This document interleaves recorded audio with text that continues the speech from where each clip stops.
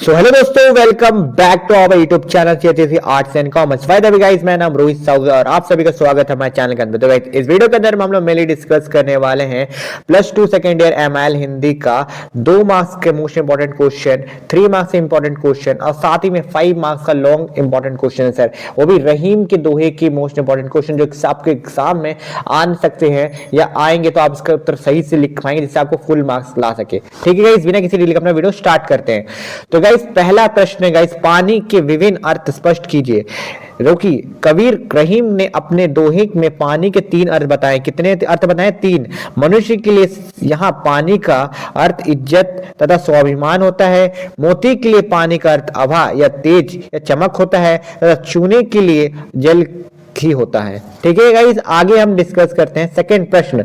दूसरा प्रश्न, चिंता किसे दहती है और क्यों? इसका उत्तर है गाइस, चिंता जीव को दहती है, अर्थात जब जिसको चिंता लगती है तो वह रात दिन उसे में खो जाता है, धीरे धीरे उसकी हानि हुई होती है।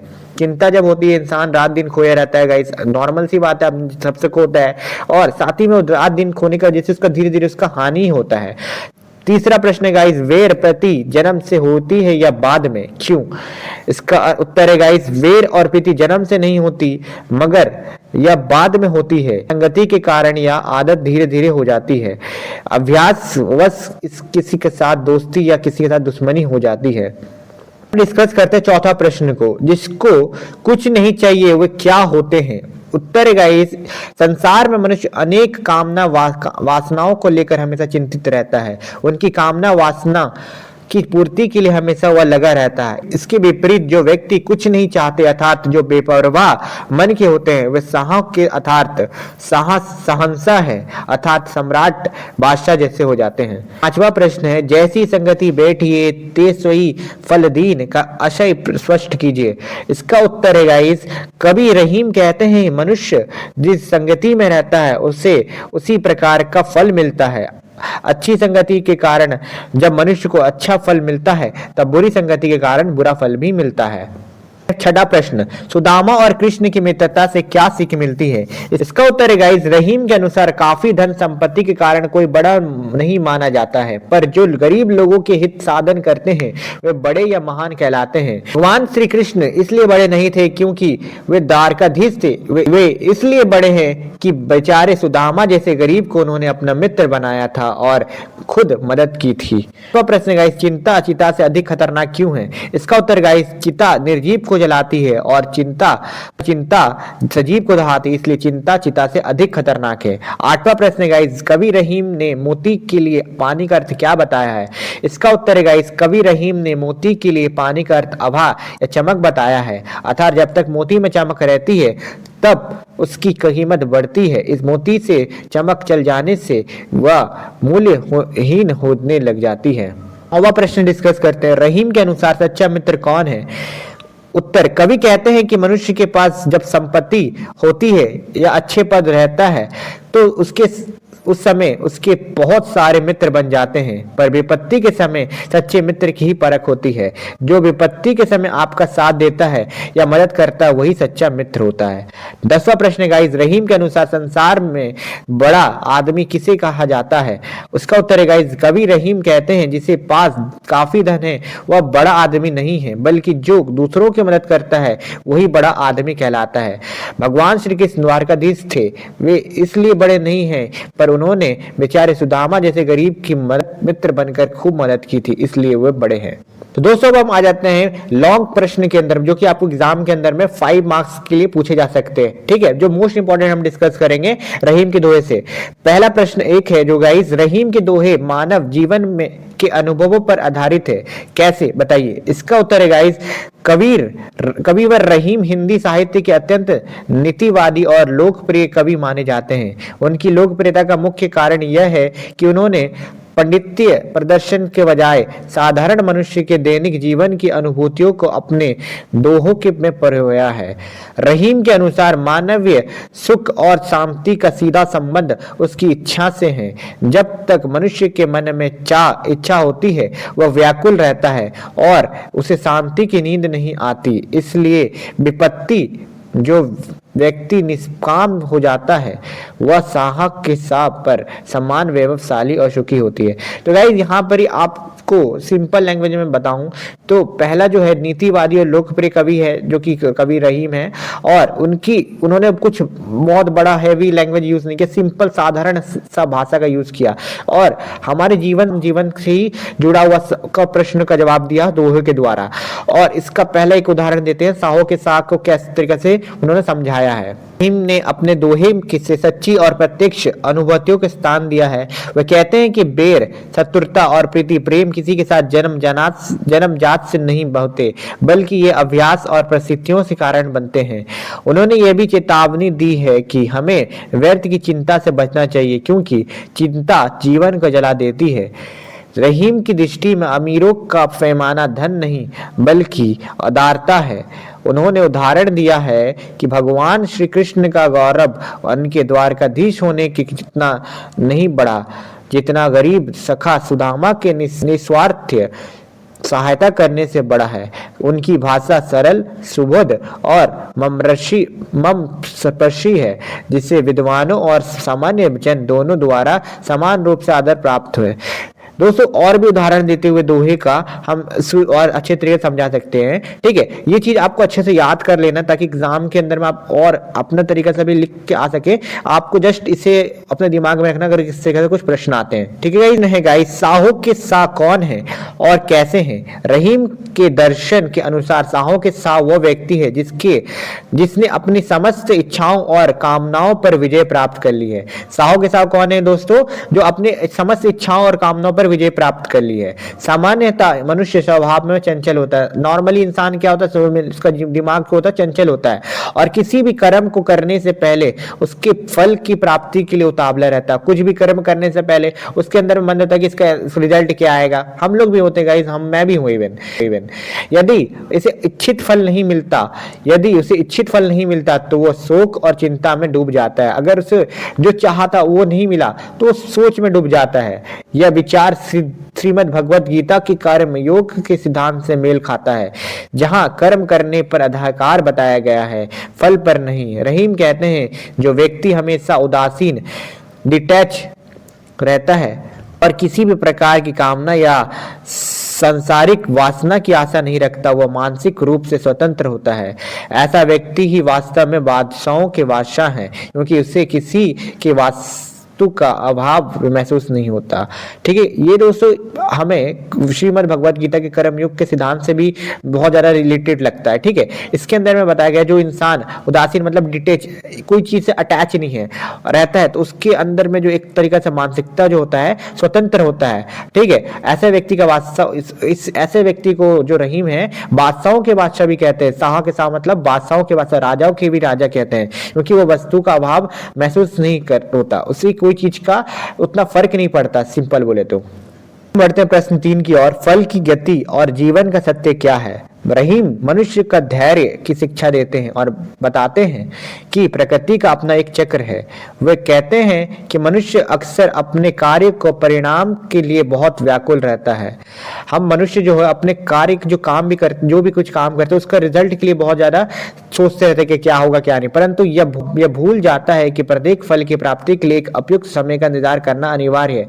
लेकिन हम भूल जाते हैं कि जो भी चीज काम की है उसका एक समय आने पर ही उसका रिजल्ट मिलने वाला है। और दोस्तों आगे कबीर कहते हैं, जिस प्रकार समय आने पर ही वृक्ष पर फल लगते हैं और समय पूरा होने पर वे स्वयं पृथ्वी पर गिर जाते हैं, ठीक वैसे ही मानव जीवन में सुख दुख और उपलब्धियां समय के अधीन है। ठीक है, मतलब कितनी अच्छी बात कही कवि रहीम ने कि जिस प्रकार एक पेड़ में फल आता है अपने टाइम पे और अपने आप एक टाइम का गिर जाता है, उसी प्रकार हमारे जो जीवन में सुख दुख आते हैं और उपलब्धियां आते हैं समय के अधीन है, हमारे कंट्रोल में समय के ऊपर है। रहीम का संदेश है जो बीत गया या जो परिवर्तनशील है उसके लिए पछताना व्यर्थ है। समय की गतिशीलता को स्वीकार करना ही जीवन चरम सत्य है। समय जो है आने चेंज होते रहता है, ये जानना ही हमारा परम सत्य है। ठीक है, जाते हैं हम प्रश्न 4 की ओर। कदली, सीप और भुजंग का उदाहरण क्या सिखाता है? रहीम संगति के अभाव के समझाने के लिए एक बहुत ही सुंदर वैज्ञानिक और प्राकृतिक उदाहरण देते हैं। रहीम इसको समझाने के लिए एक बहुत ही सुंदर उदाहरण देते हैं। वे कहते हैं कि वर्षा ऋतु में स्वाति नक्षत्र की बूंद एक समान होती है। जो वर्षा ऋतु में जो स्वाति नक्षत्र होती है, जिसके वर्षा की बूंद होती है, एक समान होती है, परंतु उसके संपर्क में आने वाले वस्तुओं उसका परिणाम बदल देती है। पहला, यदि वह बूंद कदली केले पर गिरती है तो रासायनिक क्रिया से वह कपूर बन जाती है। और दूसरा उदाहरण देते हैं, अगर यदि वह सीप के भीतर जाती है तो वह मूल्यवान मोती का रूप ले लेती। सीप मतलब एक कीड़ा होता है गाइस, ढक्कन वाला होता है कुछ ऐसे के, उसके अंदर में अगर मोती पानी का बूंद गिरता है तो वो मोती में बदल जाती है। परंतु यदि वही बूंद भुजंग मतलब सांप में के मुख में चली जाए तो वह अत्यंत घातक हलाहल विष बन जाती है। पानी का बूंद एक ही है मगर 3 जगह अलग अलग उसका रूप बदल रहा है। पहला जो है, अगर वो कीले पे गिरता तो कपूर बन जाता है, दूसरा जो है सांप पे गिरता तो हलाहल विष बन जाता है, और तीसरा है सीप पे गिरता तो बहुत ही कीमती मोती बन जाती है। इस दृष्टांत के माध्यम से रहीम यह समझाना चाहते हैं कि मनुष्य स्वयं के में कितना भी श्रेष्ठ क्यों ना हो, यदि उसकी संगति बुरी है तो उसका अंत भी बुरा और हानिकारक ही होगा। अच्छे परिवेश में मनुष्य के गुणों के में निखर आता है, जबकि कुसंगति जैसे पतन की ओर ले जाता है। इसे हम अपने जीवन में भी देख सकते हैं। अगर हम अच्छे लोग के साथ रहेंगे तो हम भी अच्छे बनेंगे, अगर हम बुरे के साथ रहेंगे तो ये हम कितनी अच्छे होंगे, लेकिन आने वाले टाइम के अंदर हम बुरे बन ही जाएंगे, हमारे उसके अंदर में कुछ बुरी क्वालिटी आ ही जाएंगे। ठीक है गाइस, के लिए यहाँ पर आप एक डायग्राम भी देख सकते हैं। संगति का वैज्ञानिक दृष्टांत कुछ इस प्रकार, पानी का बूंद एक ही है गाइस और इसका 3 रूप देख लो। पहला, अगर पानी का केतली कीला पे गिरता तो कपूर बन जाता है। दूसरा, सीप देख लो, ये शंख का तरह होता है, ठीक है, उसमें गिरता तो गाइस वो मोती बन जाता है।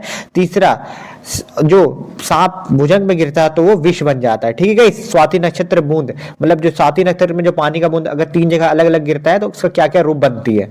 तो अब हम आ जाते हैं प्रश्न 5, रहीमन पानी रखिए बिन पानी सब सून का अर्थ स्पष्ट कीजिए। इसका अर्थ क्या है गाइस? कबीर रहीम ने इस दोहे में पानी शब्द का प्रयोग 3 अलग अलग संदर्भों में अत्यंत कुशलता से किया है। यहाँ पानी का अर्थ केवल जल नहीं बल्कि मर्यादा और अस्तित्व से है।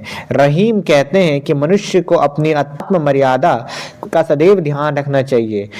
पहला जो संदर्भ है गाइस, मनुष्य के संदर्भ में यहाँ पानी का अर्थ इज्जत और आत्मसम्मान है। सम्मान के बिना मनुष्य का जीवन अर्थहीन है। मोती के संदर्भ में गाइस दूसरा अर्थ, यहाँ पानी का अर्थ चमक आब है, बिना चमक के मोती का कोई मूल्य या आदर नहीं होता। तीसरा संदर्भ है गाइस चूने के संदर्भ में, यहाँ पानी का अर्थ वास्तविक जल है। जल के बिना चूना पत्थर जैसा बेकार हो जाता है और उसका कोई उपयोग नहीं रह जाता। ठीक है गाइस, अंत रहीम शिक्षा देते हैं कि हमें अपने जीवन के इन आधारभूत तत्वों मर्यादा, आभा और उपयोगिता की रक्षा हर हाल में करनी चाहिए, क्योंकि इनके खो जाने पर सब कुछ शून्य हो जाता है। ठीक है गाइस, सो गाइस अब हम डिस्कस करते हैं प्रश्न 6 रहीम, और ये लास्ट प्रश्न होने वाला है। तो गाइस हमने जो इंपॉर्टेंट प्रश्न डिस्कस किया ना, ये एग्जाम में 5 मार्क्स से आने वाले होते हैं और इसमें से 6 प्रश्न में से 30 मार्क्स का टोटल आता है गाइस। एक भी अगर आपने सही से लिखा है तो आपको बढ़िया आपके एग्जाम में MIL हिंदी में मार्क्स बनाने में बहुत हेल्प कर सकता है। प्रश्न 6, रहीम ने सच्चे मित्र के बारे में क्या कहा है, विस्तार से लिखिए। रहीम के अनुसार मित्रता की वास्तविक परीक्षा सुख में नहीं बल्कि संकट में होती है। रहीम कहते हैं कि अच्छे और सच्चे मित्र की परीक्षा कब होती है? सुख के समय नहीं। अच्छे टाइम पे तो सब अच्छे ही रखते हैं, लेकिन बुरे वक्त में जो हमारा सच्ची दोस्त का परीक्षा होती है, जब किसी व्यक्ति के पास अत्यधिक धन संपत्ति होती है या वह किसी उच्च पद पर आसीन होता है तो स्वार्थी लोग लालच के कारण उसके मित्र बन जाते हैं। जब वो एक इंसान, आपके पास बहुत सारे धन है, संपत्ति है और आप कुछ ऊंचे पद में, तो अलग अलग लोग स्वार्थ के कारण ही, लालच के कारण ही आपके मित्र बनना चाहते हैं। ऐसे लोग केवल सुख के साथी होते हैं और व्यक्ति के वैभव से प्रेम करते हैं। और ऐसे लोग कैसे होते हैं? सुख के साथी होते हैं। दुख में आपके साथ खड़े होंगे कि नहीं होंगे, जब आपकी दुख में ही पता चलता है। सच्ची मित्र की पहचान बताते हुए रहीम कहते हैं, विपत्ति एक कसौटी की तरह काम करती है। जिस प्रकार सोने की शुद्धता की परख कसौटी पर घिसकर होती जाती है, उसी प्रकार मित्रता की परख कठिन समय में की जाती है। जो व्यक्ति निस्वार्थ भाव से बिना किसी लाभ से संकट में समय हमारे साथ खड़ा है, हमारा सहायता करे, वही वास्तव में सच्चा मित्र है, कहलाने योग्य है। बाकी सब केवल अवसरवादी होते हैं जो बुरे समय में आते ही साथ छोड़ देते हैं। लास्ट आप कुछ इंपॉर्टेंट कीवर्ड जो आप याद कर सकते हैं, मुख्य निष्कर्ष पहला है संतोष ही साह का साह बनाता है, ठीक है। दूसरा है गई संगति, ये मनुष्य के चरित्र का निर्माण करती है। अच्छे के साथ रहोगे तो अच्छे बनोगे, बुरे के साथ रहोगे तो बुरे बनोगे। सिंपल जो हम लोग अपने माता पिता गुरुजन से सुने हैं। धैर्य रखे क्योंकि समय ही हर पल का कारक है। अपने अंदर में पेशेंस रखना चाहिए क्योंकि पेशेंस ही हमें टाइम के साथ हर फल मिल देता है। फोर्थ, आत्मसम्मान और मर्यादा ही जीवन का असली पानी है। आत्मसम्मान, अपना सेल्फ रिस्पेक्ट और मर्यादा ही इंसान को असली पानी मतलब असली कीमत है। दोस्तों इस वीडियो के अंदर में हम लोग मेनली डिस्कस किया लॉन्ग क्वेश्चन आंसर, ठीक है गाइस, जो कि आपको 5 मार्क्स के आने वाला है। इसमें आपको 10 से 15 लाइन का आपको आंसर लिखना होता है एक प्रश्न का। और आपको ये चीज मैं हैंड रिटन नोट्स, आपको अगर पीडीएफ फाइल चाहिए तो आपको कमेंट में पीडीएफ फाइल या आपको टेलीग्राम में आपको ये मिल जाएगा। तो आपको टेलीग्राम का जो लिंक आप डिस्क्रिप्शन में मिल जाएगा, वहां पर जाके आप जाके सर्च करके पीडीएफ फाइल डाउनलोड कर सकते हो। और इसे पढ़ के एग्जाम के अच्छे से आप इसको पढ़ के ही लिख के आते हैं तो फुल मार्क्स तो आ सकती है। और इसमें कुछ चेंजेस कर सकते हो अपना अंदर से तो कर सकते हो, बट आप इस तरीके से अगर आंसर लिख के आते हो तो फुल मार्क्स की गारंटी रहेगी गाइस, ठीक है गाइस।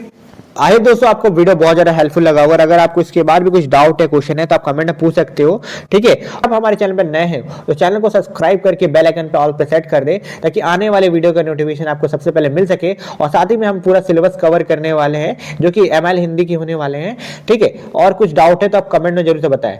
और हो सके तो इस वीडियो को ज्यादा अपने दोस्तों से शेयर करना ताकि उन्हें शेयर करना जिनको ये हेल्प करेगी उसके और दोस्तों हो सके तो इस वीडियो को ज्यादा अपने दोस्तों से शेयर करना ताकि उनको भी उनका भी हेल्प हो सके, ठीक है गाइस। साथ मिलते गाइस नेक्स्ट किसी वीडियो के अंदर में, तब तक के लिए जय हिंद जय भारत।